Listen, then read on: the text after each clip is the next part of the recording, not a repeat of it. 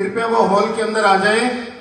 आप जिनका बेसब्री से इंतजार कर रहे हैं, अब आपको संबोधित करने के लिए आ रहे हैं हमारे हरियाणा के युवा दिलों की धड़कन, राज्यसभा सांसद चौधरी दीपेंद्र सिंह हुड्डा की, चौधरी दीपेंद्र सिंह हुड्डा की।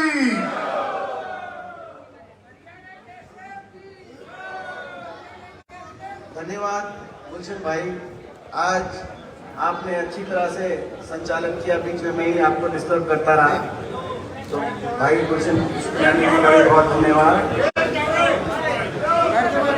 एक अब जो है ये बैठने के पीछे कह रहे हैं कि बैठ जाओ, हमारे लिए यहाँ पे हमारे साथी खड़े हैं, तो सबसे मैं आग्रह करूँगा और आप सबको फिर एक बार दिल से राम राम।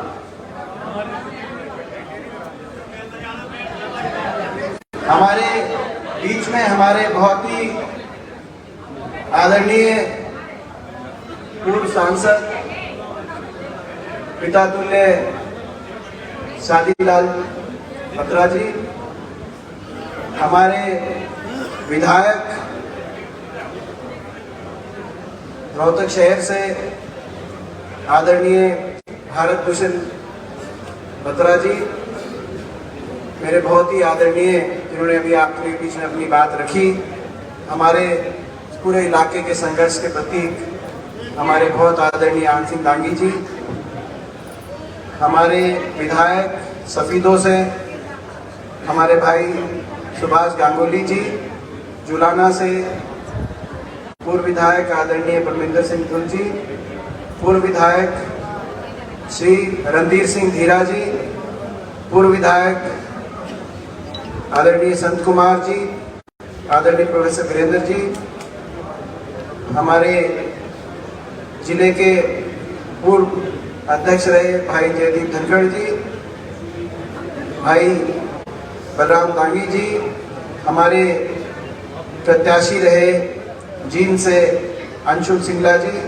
प्रत्याशी रहे जींद से कांग्रेस पार्टी के प्रमोद सहवाग जी, प्रत्याशी रहे जुलाना से धर्मेंद्र ढुल जी, हमारे मंच का संचालन कर रहे गुलशन उस्पिनानी जी पार्षद, कदम सिंह अलावत जी पार्षद, सत्तू ढांडा जी, जगवीर डिगाना जी, संतलाल वधवा जी, कलानौर से प्रदीप गिल जी, भाई रोहित दलाल जी, सीताराम सचदेवा जी, सूरज बलरोज जी, मोहित लाठर जी, मंजीत लाठर जी, अनिल दलाल जी, देवेंद्र भारत जी, महावीर कंप्यूटर जी, ऋषिपाल जी, श्याम बिहारी जिंदल जी जो बोल नहीं पाए थे लेकिन उनकी भी पूरा योगदान रहेगा रैली में, हमारे भाई रविंदर हुड्डा बबल जी पूर्व ओएसडी, हमारे भाई रविंदर हुड्डा बिट्टू जी, धनपति हुड्डा जी हमारी महिला कांग्रेस से, निर्मला बलारा जी महिला कांग्रेस से, संगीता सहरावत जी महिला कांग्रेस से, बलराज बल्ले जी, अमित बुधवार जी सोनू, निर्मला राठी जी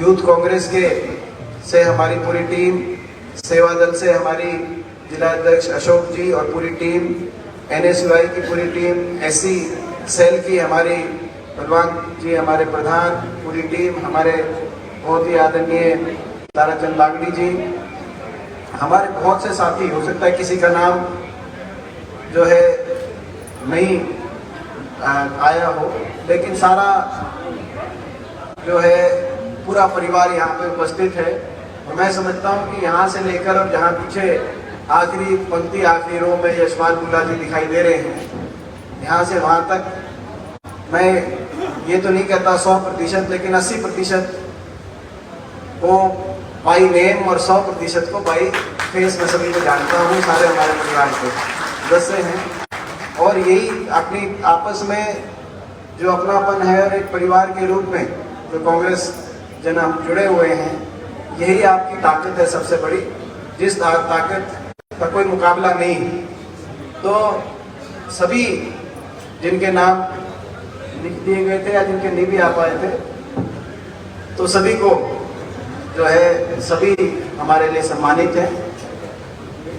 आज आप और हम यहाँ पे 4 तारीख की रामलीला ग्राउंड की रैली की तैयारी के लिए आए हैं। रामलीला ग्राउंड में क्या रैली है?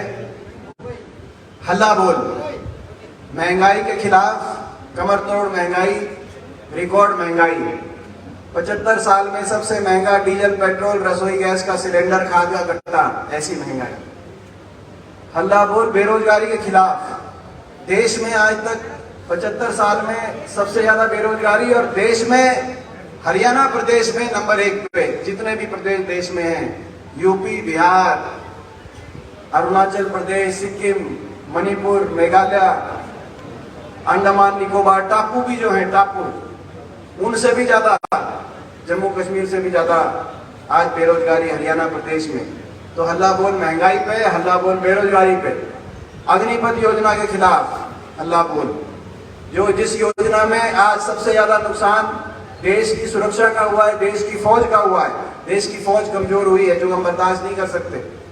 और हरियाणा के नौजवान, देश के नौजवान का हुआ है, लेकिन हरियाणा के नौजवान का भी हुआ है, जहां एक और हरियाणा से हर साल 5000 पक्की भर्ती होती थी, अब ऑल इंडिया क्लास लगाकर वो 5000 पक्की भर्ती से 914 अग्निवीर हरियाणा से हर साल लिए जाएंगे, जिसमें से मात्र 240 को पक्की नौकरी मिलेगी, बाकी तो 4 साल के बाद।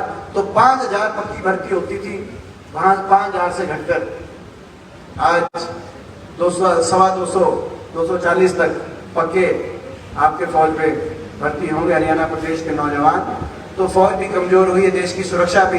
तो आज अग्निपथ के खिलाफ भी वहां लड़ाई लड़ेंगे। और जो अन्याय और अत्याचार लगातार हो रहा है इस सरकार के माध्यम से, कभी किसान पे 3 कानून लाकर प्राइवेटाइजेशन का ऐसा दौर आ गया कि खेती को प्राइवेटाइजेशन करना चाहते थे। किसान ने लड़ाई लड़ी, मुश्किल से जो मिल रहा था उसको बचाने के लिए। नया कुछ नहीं इस लड़ाई में था, मगर मिल रहा था उसको बचाने के लिए। फौज को कॉन्ट्रैक्ट बेसिस पे 4 साल की, और अब स्कूलों को चिराग योजना रैशनलाइजेशन करके सरकारी स्कूलों को बंद लगातार किया जा रहा है। एक तरफ हमारे 10 साल कांग्रेस की सरकार थी हरियाणा में, तो हरियाणा प्रदेश के अंदर 2200 के लगभग स्कूल अपग्रेड हुए थे, और 1000 से ज्यादा नए स्कूल हरियाणा के अंदर बनाए गए थे, स्थापित किए गए थे। मैं केवल एलिमेंट्री एजुकेशन, सेकेंडरी एजुकेशन की बात कर रहा हूँ, हायर एजुकेशन, यूनिवर्सिटी, कॉलेजों की बात ही नहीं कर रहा। 2200 स्कूल अपग्रेड हुए थे, 1000 से ज्यादा नए स्कूल बने थे। इन्होंने 8 साल में 8 नए स्कूल बनाए कुल पूरे प्रदेश में। 301 स्कूलों पे ताला लगवा दिया, और मर्ज के नाम पर 4800 स्कूल आपस में मर्ज कर जो स्कूलों की संख्या थी, जो लगभग 15000 स्कूल होते थे जब 2014 में सरकारी स्कूलों की संख्या, आज उसको घटाकर 10000 के करीब लाने का काम इस सरकार में हुआ है। तो स्कूलों, सरकारी स्कूलों को जैसे खेती को प्राइवेट हाथों में देके पीछे हटी थी सरकार, ऐसी ही शिक्षा को भी प्राइवेट हाथों में देकर गरीब, वंचित, किसान, मजदूर के बच्चे, ग्रामीण अंचल के बच्चे जो स्कूलों में जाते हैं, उनके भविष्य से अपना हाथ हटाकर सरकार पीछे हटी है। तो ये आज हल्ला बोल है। और सबसे बड़ा हल्ला बोल है अहंकार के खिलाफ, घमंड के खिलाफ, जो इस देश में चल रहा है। लोकतंत्र को रौंदते हुए पता चलना चाहिए कि आपका अहंकार, आपका घमंड से लड़ाई लड़ेंगे, और इस लड़ाई आपके अहंकार को तोड़ेंगे। ये हिंदुस्तान है, और प्राचीन काल से हमारे देश का इतिहास है कि घमंड किसी का टिका नहीं, अहंकार चकनाचूर होगा। हम ईमानदारी से लड़ाई लड़ रहे हैं, और आपके घमंड को भी एक दिन चकनाचूर करके दिखाएंगे। इस बात को आता है, इस बात की लड़ाई। इसके 2 मायने राजनीतिक, इस रैली के 2 मायने राजनीतिक। पहला मायने है प्रदेश की राजनीति में और हरियाणा प्रदेश में बदलाव की नींव। जैसे कि अभी गांधी साहब कह रहे थे कि 1.5 साल का समय, लोकसभा चुनाव में तो 1.5 साल भी नहीं बचा पूरा। और आपको पता है लोकसभा चुनाव एक सेमीफाइनल होता है, और ये सरकार उसके बाद टिक पाएगी कि भी नहीं पाएगी ये कह नहीं सकते। 7 आकलन किए जा रहे हैं, 7 चुनाव होंगे, तो 1.25 साल 1.5 साल की लड़ाई। तो हरियाणा में बदलाव की नींव रामलीला ग्राउंड में 4 तारीख को, क्योंकि अभी इसके बाद ये रामलीला ग्राउंड आखिरी रैली नहीं है, ये शुरुआत है। ये 1.25 और 1.5 साल की हमारी लड़ाई है। इस 1.5 साल की संघर्ष लड़ाई में के लिए आप तैयार हो कि नहीं हो, ये बात। और हरियाणा प्रदेश, तो पहला तो ये मायने, और दूसरा मायने राजनीतिक मायने, देश की राजनीति। जब रैली हो दिल्ली में, हरियाणा प्रदेश की में बदलाव की नींव तो वहां रखी जाएगी हरियाणा बचाने के लिए, मगर देश की राजनीति में भी जब रामलीला ग्राउंड में रैली होती है तो देश की राजनीति में उसका असर जाता है। अपनी ताकत दिखाने का आपके पास मौका है, ये मौका बारी बारी नहीं आता, और जब मौका आए और अगले दिन अखबार के अंदर लिखा जाए कि चप्पा चप्पा कोना कोना दिल्ली का हरियाणा वालों ने आके भरने का काम किया, तो उसमें आपका नाम पूरे देश के अंदर आ जाएगा। इस बात का अंदाजा तो दोनों ही मायने हैं, प्रदेश के भी मायने हैं और देश की राजनीति में मायने हैं। प्रदेश में बदलाव, आप तो तैयार हो इस संघर्ष के लिए, जैसा आपने अभी बताया, प्रदेश के में बदलाव के संघर्ष के लिए, लेकिन मैं आपको बताना चाहता हूं केवल आप भी तैयार नहीं हो, हरियाणा प्रदेश तैयार है।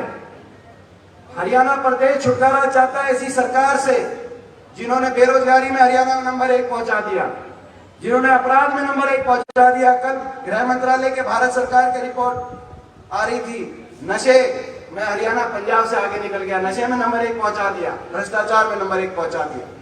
आज हरियाणा के लोग बदलाव चाहते हैं, और मैं ऐसे ही नहीं कह रहा, कहने को तो कोई ऐसे भी कह सकता है, लेकिन हम ऐसे नहीं कह रहे। आज ही बदलाव नहीं चाहते, पिछले इलेक्शन में भी हरियाणा के लोग इनसे छुटकारा चाहते थे, बदलाव चाहते थे कि नहीं चाहते थे, मैं आपसे पूछता हूं। लोकसभा के अंदर बहुत बड़े बहुमत के साथ दिल्ली में सरकार बनी, हरियाणा में 90 में से 80 सीटों पे भाजपा के उम्मीदवारों की लीड आई, नारा दे दिया 75 पार, इस गलतफहमी में कि हरियाणा सरकार की कार्यशैली से भी लोग खुश होंगे, हरियाणा सरकार को दोबारा बनाना चाहते होंगे, नारा दे दिया 75 पार। टीवी में आ रहा था 85 पार, एबीपी न्यूज का वो सर्वे। एबीपी वालों, आप ये मत सोचना कि हम भूल गए हैं, आपका सर्वे जो 85 पार बीजेपी को 2 दिन पहले दिखा रहा था, कितना संवैधानिक था कि नहीं था, वो आपको जानकारी होगी, लेकिन हम नहीं भूले, कभी हमारा भी मौका आएगा, आप भूलना मत। सर्वे दिखा रहे थे, लेकिन क्या हुआ, 75 पार के उस नारे की हवा निकली कि नहीं निकली, मैं आपसे पूछता हूं। लोग बदलाव चाहते थे, लोग सरकार से छुटकारा चाहते थे, और यही कारण है क्योंकि मैंने देखा है जब लोग सरकार को दोबारा बनाना चाहते हैं। 2009 में हुड्डा साहब के नेतृत्व में कांग्रेस पार्टी की सरकार को दोबारा सत्ता देने का काम किया। लगभग जितने हमारे सरकार में कैबिनेट के मंत्री थे, क्योंकि वो चेहरा होते हैं किसी सरकार का, लगभग सारे ही मंत्रियों को लोगों ने दोबारा जिताने का काम किया था। यहां पर कार्यशैली से इतने परेशान थे लोग इनकी कार्यशैली से कि 14 मंत्री उतरे मैदान में। लोगों ने 14 में से 12 को विधानसभा में दोबारा पहुंचने का अवसर नहीं दिया। नारनौल से कप्तान अभिमन्यु जी, वहां से उनको उनके हाथ परास्त आई, तो जो इनके पार्टी के अध्यक्ष थे सुभाष बराला, वो टोहाना में अगर पार्टी में अच्छा काम किया होता सुभाष बराला जरूर जीतते। वहां पे रिकॉर्ड तोड़ बहुमत से वो टोहाना में हारे। सोनीपत में हमारी बहन कविता जैन जी दोबारा नहीं पहुंच पाई, तो रोहतक में मनीष ग्रोवर जी, क्या रिजल्ट आया था, पता साहब खड़े हैं आपके सामने। और बादली के अंदर धनखड़ साहब, वो हजारों वोटों से गिनती जब आपने देखी तो हजारों वोटों से कभी धनखड़ साहब पीछे चल रहे थे, महेंद्रगढ़ से रामलीला जी पीछे चल रहे थे, इस राना से कृष्ण पवार जी पीछे चल रहे थे। सारे मंत्रिमंडल को लोगों ने धराशायी कर दिया दोबारा विधानसभा में। लोग इतने दुखी थे इस सरकार से, बदलाव चाहते थे। 75 पार का नारा 40 पे गिनती रुकी, मेजोरिटी नहीं आई। और जब मेजोरिटी नहीं आई तो 10 सीट एक ऐसी पार्टी की थी जो पार्टी कहती थी कुछ भी कहो संकल्प करते हैं, भाजपा को जमुना पार करेंगे, भाजपा की सरकार को जमुना पार करेंगे। चीन से बहुत से हमारे साथी आए हुए इस बैठक में, आज बहुत लोगों ने विश्वास किया, बहुत से चीन के हमारे भाइयों ने विश्वास किया। मैं चीन वालों से पूछना चाहता हूं, वो गलती दोबारा तो नहीं करोगे? चीन वाले नहीं करेंगे, पूरा हरियाणा नहीं करेगा। 10 सीट ऐसी पार्टी को देती जो कहती थी जमुना पार, लोगों ने तो बीजेपी की सरकार को कर दिया था जमुना पार 2019 में।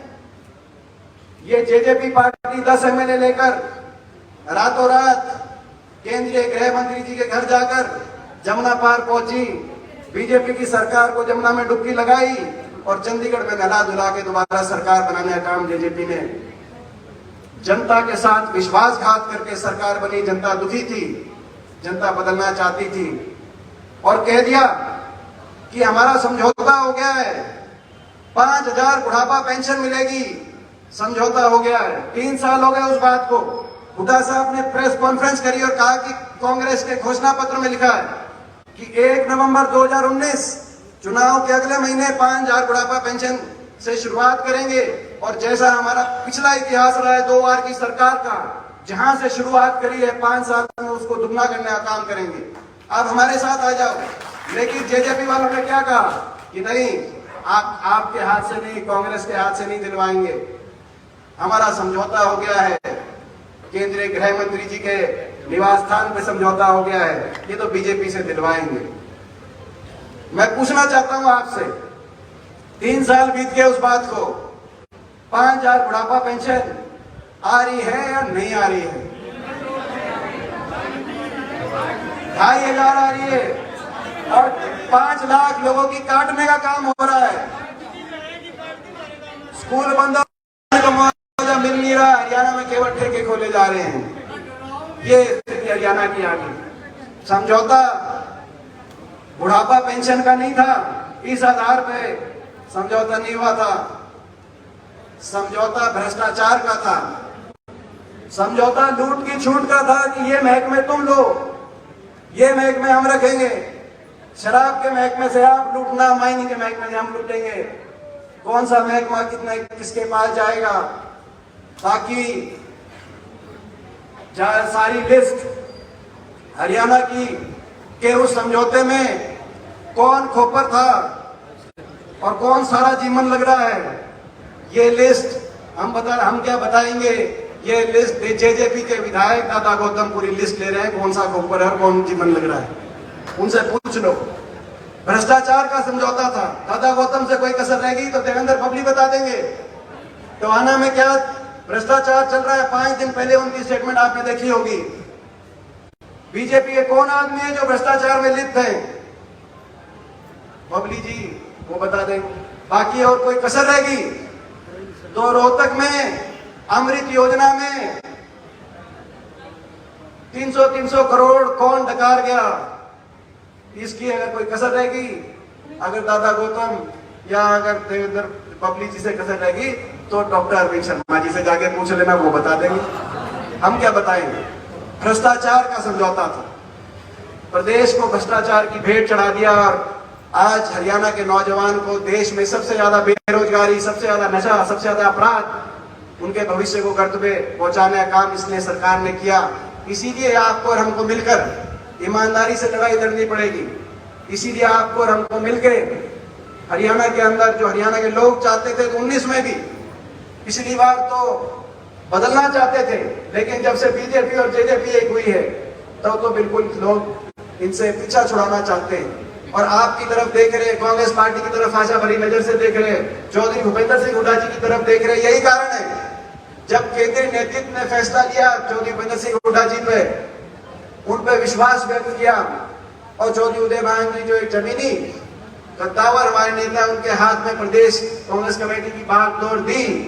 उसके 1.5 महीने में हरियाणा के कोने कोने से 12 पूर्व विधायक और कई सौ वरिष्ठ पदाधिकारी भाजपा और जजपा छोड़कर कांग्रेस पार्टी के अंदर लगातार शामिल हो रहे। यही कारण है तो धरातल की स्थिति लोग आपकी तरफ देख रहे, तो आपको और हमको मगर जो लोगों की आशा है, पिछली बार जो बदलाव चाहते थे, थोड़ी सी कसर रह गई, हमें मेहनत करके उस आशा पे पूरा उतरना है। पहला हमारा टारगेट रामलीला ग्राउंड और दूसरा उसके बाद एक इलेक्शन आ रहा है, उसमें भी पहुंचना है आपको। कौन सा इलेक्शन आ रहा है? कौन सा आ रहा है? आदमपुर। क्यों इलेक्शन आ रहा है? क्यों आ रहा है इलेक्शन आदमपुर में? राज्यसभा इलेक्शन में, राज्यसभा इलेक्शन के अंदर क्या हुआ था? ये भी एक अजीबा आपने देखा। राज्यसभा इलेक्शन में क्या हुआ आपने देखा? क्या हुआ? भूले तो नहीं राज्यसभा इलेक्शन?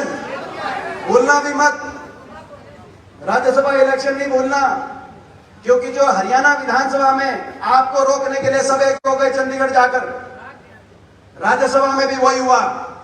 आपको रोकने के लिए सब सारी शक्तियां एक हो गई। बीजेपी, जेजेपी, अजय सिंह चौटाला, अभय सिंह चौटाला आपस में बात नहीं करते, लेकिन कांग्रेस पार्टी और हुड्डा साहब के प्रत्याशी आए तो दोनों ने, जो आपस में बात नहीं करते, दोनों ने ढोल नगाड़े बजाते हुए एक साथ बीजेपी के हक में वोट दी कि नहीं दी, मैं आपसे पूछना चाहता हूं। और भाई बीजेपी, जेजेपी, इनेलो, ये तो सारे एक हो ही हुए। एक आधी वोट भाई मारी भी गई। आदमपुर में चुनाव है। मैं आपसे पूछना चाहता हूं, ये जो शक्तियां आपने देखी हुई हैं, शक्तियां, ये जो शक्तियां भाई सारी बेईमान शक्तियां एक हो सकती हैं। अगर प्रदेश के सारे बेईमान एक हो सकते हैं तो प्रदेश के सारे ईमानदार एक हो सकते हैं कि नहीं हो सकते? मैं आपसे सवाल पूछना चाहता हूं। ये लड़ाई इस बात की है, ये राजनीतिक नैतिकता की लड़ाई है, ये राजनीतिक नैतिकता की लड़ाई है, ये लड़ाई ईमानदारी की लड़ाई है, ईमानदारी और बेईमानी की लड़ाई है। बीजेपी किसी को, बीजेपी लोग शामिल हो रहे हैं, ये तो ये बताएंगे जेजेपी वाले क्यों बीजेपी को वोट के जाके समर्थन किया, वोट दूसरी लेके। इनेलो वाले क्यों बीजेपी को वोट डालते हैं, जो आदमपुर से हमारे राय गए वो क्यों बीजेपी के पास गए। लेकिन देश को पता है, या तो प्रलोभन या डर, बीजेपी दो चीज दिखाते हैं। गलत तो नहीं कह रहा मैं, या कोई और किसी का व्यक्तिगत कारण तो बताए और क्या ऐसी, मगर ये राजनीतिक अनैतिकता आज लड़ाई लड़नी पड़ेगी। हरियाणा को दोबारा से ट्रैक पे, विकास के रास्ते पे लाने के लिए, हरियाणा को दोबारा से देश में आगे पहुंचाने के लिए, विकास के पहिए को दोबारा हरियाणा में, ताकि विकास का पहिया दोबारा हरियाणा में घूमे, ताकि जो एयरपोर्ट छिन गया महम का हमारा, वो दोबारा से महम में आए, ताकि जो मेट्रो रुकी पड़ी है बहादुरगढ़ में वो आगे आके रोहतक तक पहुंचे, ताकि वो जो गोहाना में रेल कोच फैक्ट्री उठाकर बनारस चली गई वो दोबारा से लाट जोली गोहाना में पहुंचे। जो विकास की जो रफ्तार रुकने का काम इन्होंने किया, ताकि दोबारा से हरियाणा विकास की उड़ान भरे। ये लड़ाई आपकी और हमारी है, तो इस लड़ाई में पहुंचना। दूसरी बात, आखिरी बात, पूरा हम सारे मिलने भाई सबको नमस्कार।